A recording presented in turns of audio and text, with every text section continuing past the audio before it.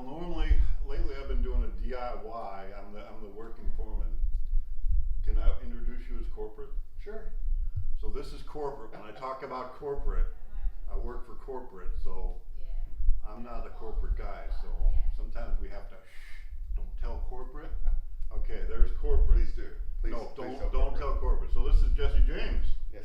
my son, and Uncle Hi. This is Uncle Hi. Yes. Say hi. Hello. So you're talking to a car crowd now. So these are all car people probably watching, but I bet some of your people will watch this. So I'm not working today. I'm not the working foreman. When I go back, we'll continue the 40-day challenge of DIY foreman, do it yourself. But I got a good crew back home. I called in this morning. Everything's good. I spent a couple days. I was in Kentucky, Barron County. Delivered the car with the school there. We talked to the kids, had a great time. They were all excited, pumped up. Then we went to Indiana, to Evansville at the tech school there. Unbelievable, awesome. Got them on board to help us with the car build next year in Evansville, Indiana, the Frog Follies. So I come back, and before we go back home, I'm kind of visiting with Aunt Carol and Uncle Hi, and Jesse come by, and we're just relaxing, seeing some of the folks. And it dawned on me, we're trying to teach young people how to work with their hands and do things again. How to work with their hand? How to work with their hands, how to cognitively, how do we get what's up there Yeah. into the next generation? We're losing something in the gap here. So you were a surgeon, right? Yeah. Well, how did you learn to do surgery? Did you learn any special techniques? Special techniques? Yeah, for learning, how did you learn to be a surgeon? Well, you go to residency and help this doctor that do a surgeon, and then you help them out and you learn it and you go do it yourself. So you had a surgeon that did you like a surgeon, or did you follow any in particular surgeon? Yes. Was he your mentor? My life out. Your mentor? Oh, there were several. The main part was Dr. A. Flash. He was internationally known, so he had a perfect technique, and I learned his technique. I used it, and I made some changes in there, and make it a lot faster and easier. You could do it. So I could do it, removing the uterus from below in 19 minutes. Some people would take them 2-3 hours. So you learned the techniques from another doctor, then you improve the techniques that are there. Yes. So part of what we're trying to do, we're writing curriculum for automotive curriculum, because I'm into automotive. And like I told the kids at the one school, and we talked about a little bit earlier, train up a child in the way they should go, and when they're old they won't depart from it. Doesn't mean we brainwash a child to think the way we want them to think. Let's find out what they want to do, who they are, what they were created to be. It wasn't a job for you to be a doctor, was it? No. It was your passion in life. It definitely was my It passion. was your passion. No I'm question about it. Yeah, I'm into cars. It's not my job. It's pretty. I do a lot of things, but it's my passion. We're writing curriculum. I showed you some of this. We've been writing curriculum. Here you go. Yeah, We got so many books now at this point. Here's another, and we're sharing the curriculum, and it's pretty detailed. I mean, this is day by day. This is first and second quarter, third and fourth, 2 semesters. But just because you read this curriculum doesn't make you a body. Unless we can pass on what we know Yeah. to the next generation, it's a skill that's going to be lost. We're at a place, I think, in the country where we think we can get a piece of paper, a diploma. We did this. Okay, I got it all. I did it. Answered the questions right. Now I know how to do it.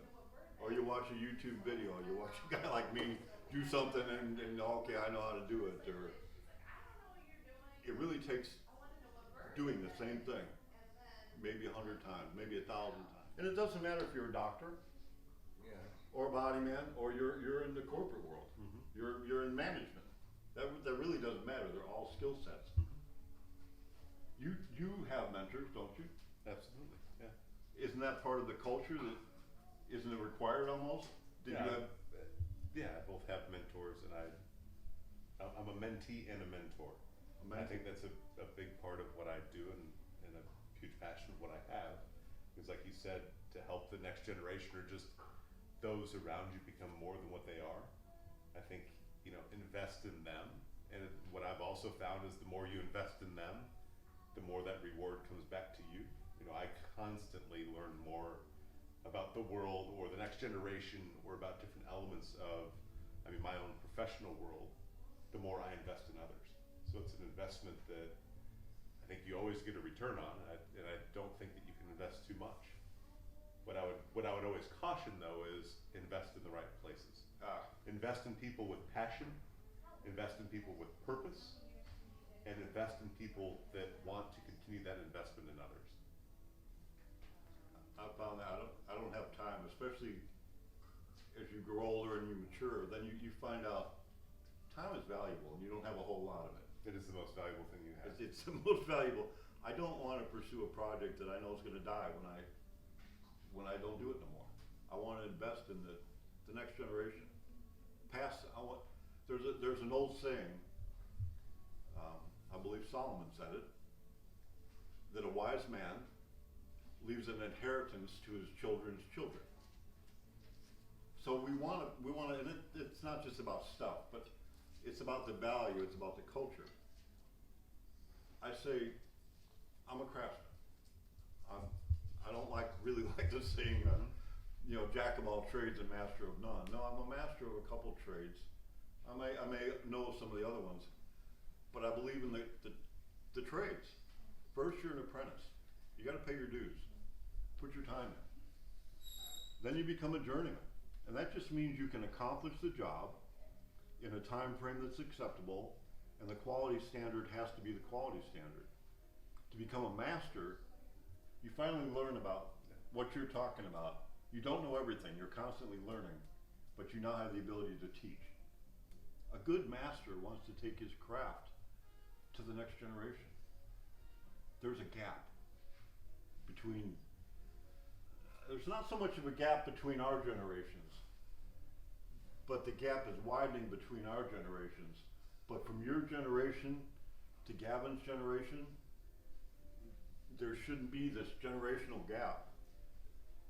We should have been passing on this knowledge going down, and it hasn't happened in this country. How do we fix that? I think become active. Become active in your family, become active in your community.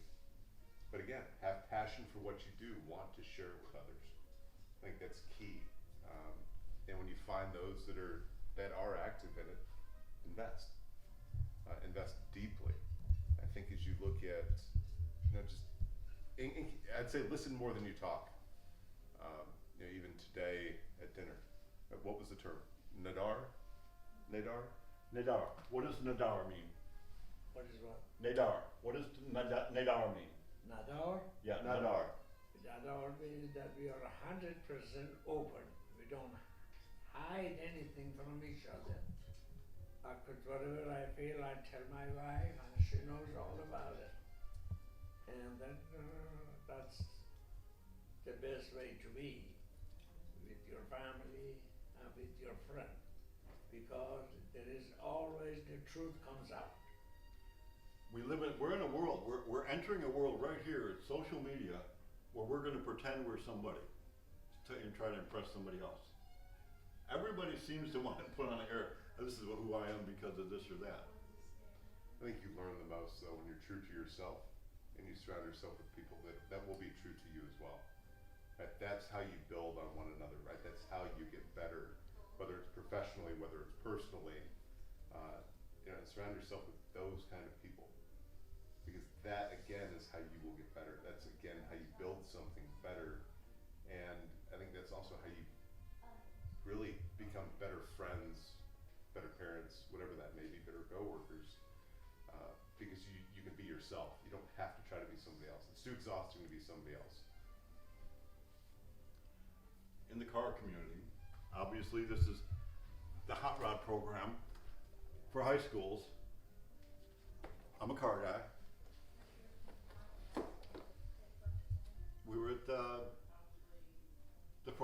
Follies a couple days ago. We're gonna build a car at the Frog Follies next year, August of 2025.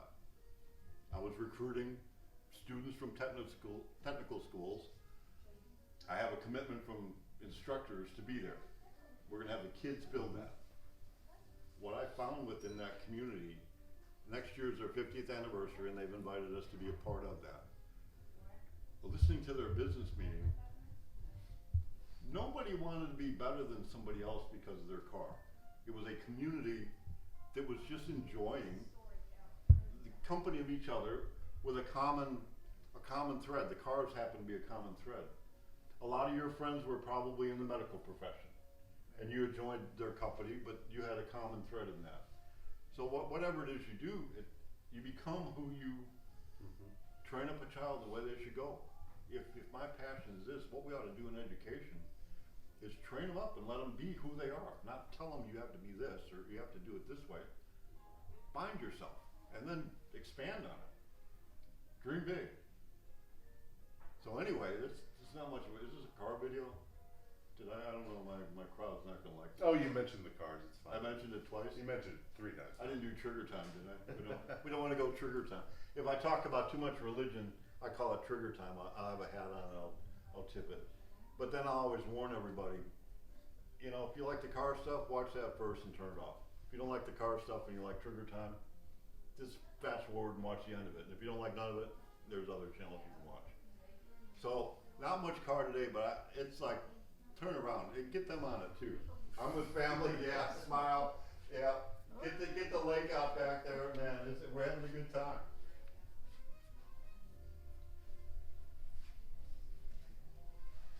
You probably hear we got elevator music in the background for us old people. It's awesome. I mean, it's just like, it's so relaxing.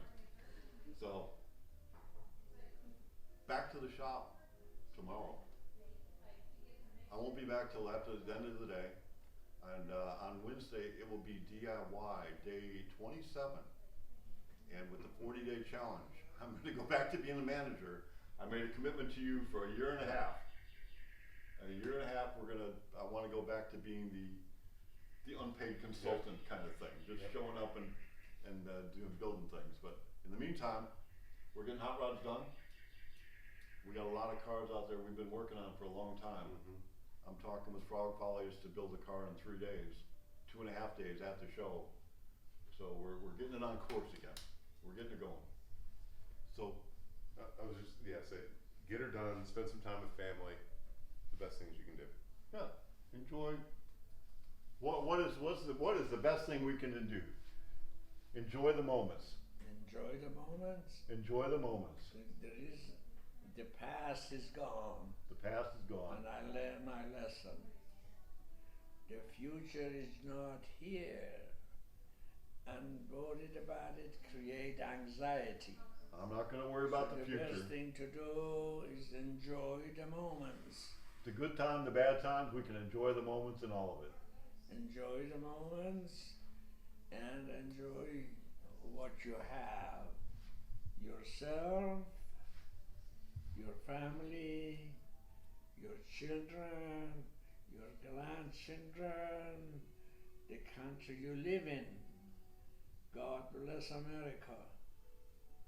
I was about, 10, 12 years old. My mother asked me, "Hi, what do you want to do when you grow up?" That's the truth. I said, "I'm going to go to America and marry a blue-eyed blonde girl."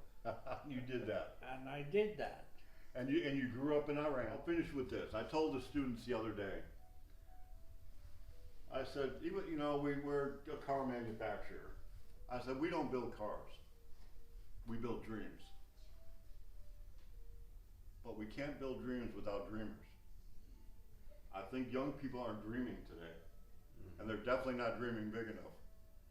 So follow your dreams and make them big. Don't make them too small where you accomplish a little when you could have accomplished a lot. So, we got a video today. I didn't forget about y'all. We did something.